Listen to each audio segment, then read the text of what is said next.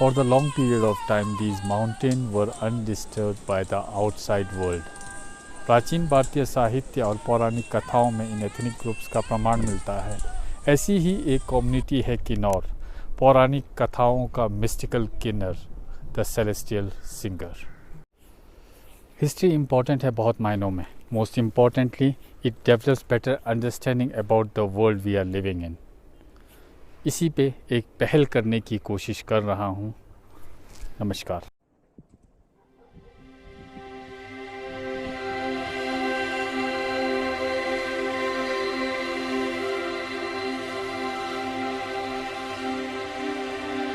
किन्नौर का जब तक किन्नौर के इतिहास पर जब बात करते हैं ना, तो किन्नौर को आज के जो लेखक हैं वो किन्नौर पर ज़्यादा लिखते हैं, किम नरा के बाद लिखते हैं। जब आर्य लोग यहाँ पर आए थे और हमारा नाम किन्नौर पड़ा, उसके बाद को विषय को लिखते हैं, बाद के विषय को।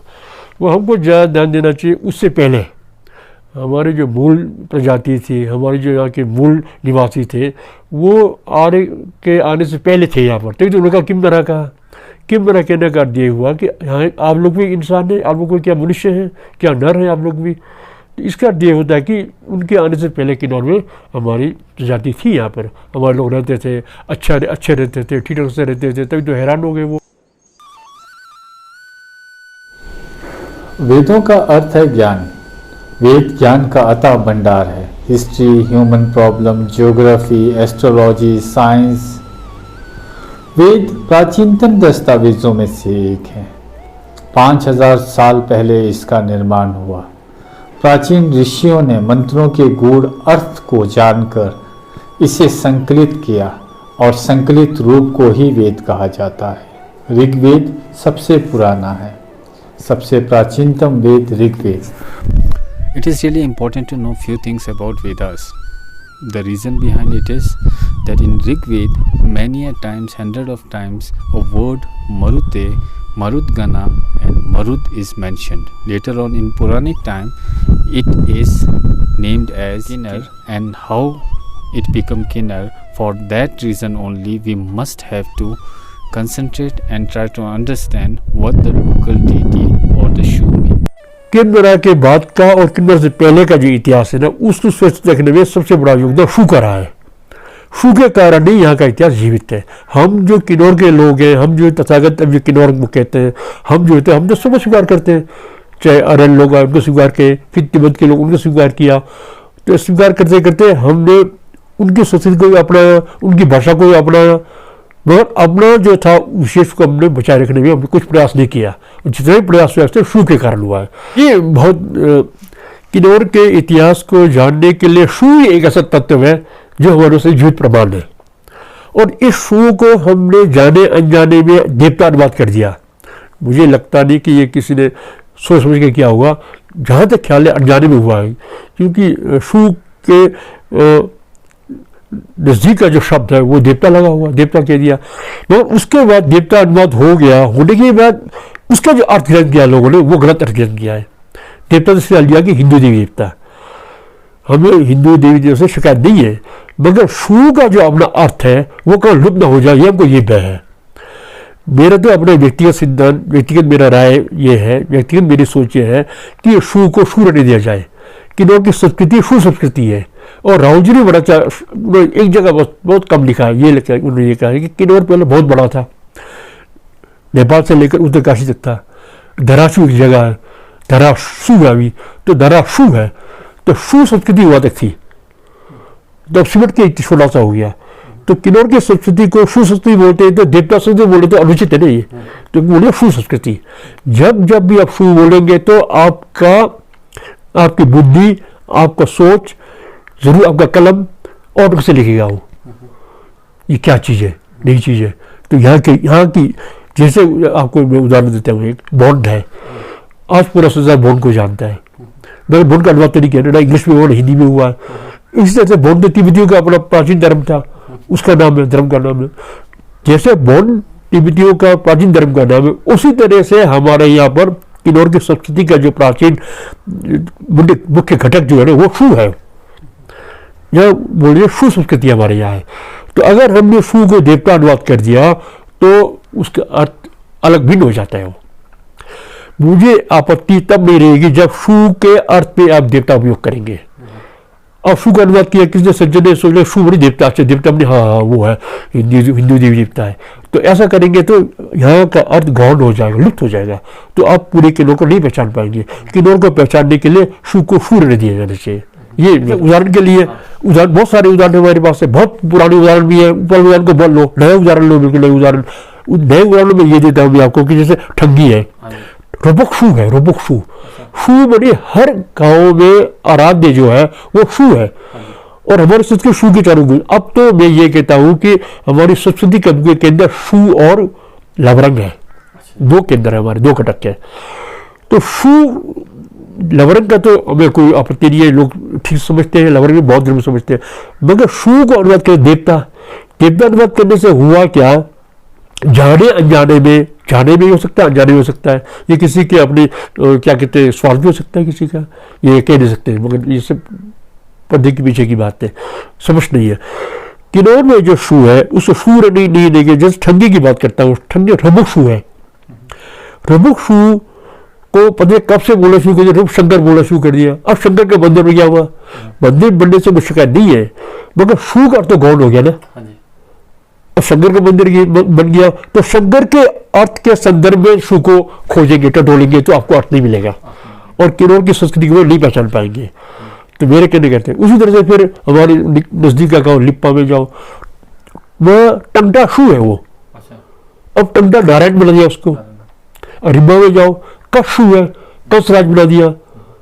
अब जैसे क्या कहते हैं पंगी में जाओ, पंगी बहुत बढ़िया, देखो अभी पंगी देवता का नाम नहीं वही रखा उन्होंने। जैसे फंगी में जाओ, बरकाली, रारंग में पथोरो, इस तरह से कई जगह देवता का अर्थ तो अनुवाद नहीं किया, छेड़ा भी नहीं है। अब बारी आती है बुद्धिज़्म की। बुद्धिज़्म के प्रचार और प्रसार के लिए मौर्यन काल में मजिमा के अंडर कुछ मॉन्क्स को हिमालय के एरिया में भेजा गया। बाद में समय समय पर तिब्बत से भी ट्रैवलर आए और यहाँ पे किन्नौर में धर्म और का प्रचार और प्रसार किया। समय के साथ वक्त बदलता गया और तिब्बतियन बुद्धिज़्म ने यहाँ पर घर कर लिया। अभी के टाइम में भी तिब्बतियन बुद्धिज़्म को ही यहाँ पे फॉलो किया जाता है।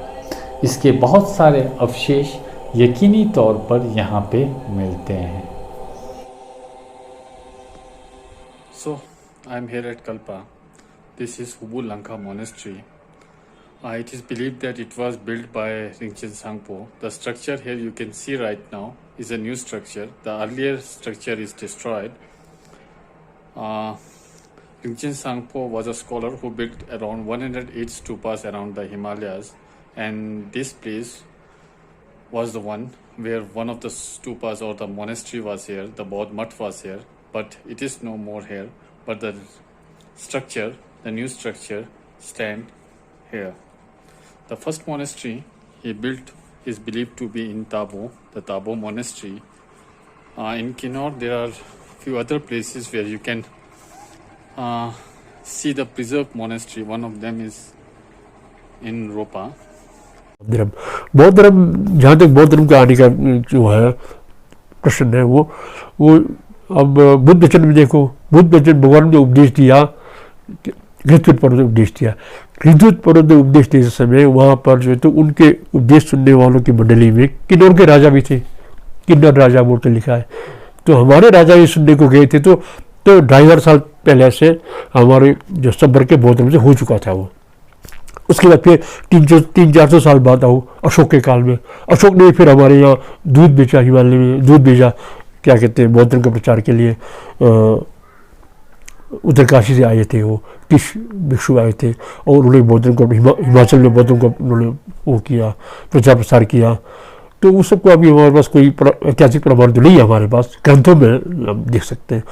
उसके बाद जब बौद्ध धर्म यहाँ पर आ गया, तो असली जो जीवित बौद्ध धर्म में अभी वो तिब्बत से प्रभावित है। भारत में बौद्ध लुप्त हो गया, तो स्वाभाविक तौर पर हमारा संबंध तिब्बत से व्यापार का हो, लेन देन का हो, पारिवारिक संबंध हो, फिर धार्मिक संबंध वहाँ से जुड़ गया हमारा। तो जब भारत में बौद्ध धर्म लुप्त हो गया, जैसे कि पूरा कश्मीर बौद्ध धर्म था कश्मीर में।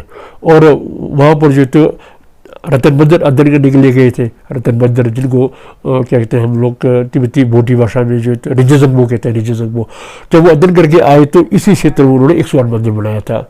वो 10वीं शताब्दी की बात है। उससे पहले जब तिब्बत में बौद्ध धर्म फैल रहा था, शमदर्शित गए थे और शमदर्शित के कहने पर तिब्बत के तत्कालीन राजा ठिसुनदेवसन ने पद्मसम को बुलाया था, आचार्य पद्मसम को। और आचार्य पद्मसम जब तिब्बत में पहुंचे थे, उन्होंने बौन के जो देवी देवता थे, बौन का जो सिद्धांत था, बौन का जो धर्म था, उसको उन्होंने दमन कर दिया और बौद्ध धर्म का प्रचार किया। वो तिब्बत तक सीमित नहीं रहे, वो पूरे हिमालय भ्रमण किया उन्होंने। अरुणाचल में किया, सिक्किम में किया और इधर हमारी लाहौल स्पीति किन्नौर में किया। तो उनके आने का प्रभाव हमारे पास अभी तो उनके पदचिन्ह है, उनके शरीर का जैसे लिप्पा में देखेंगे डकचम्पा है, उनके पूरे शरीर का छाप है।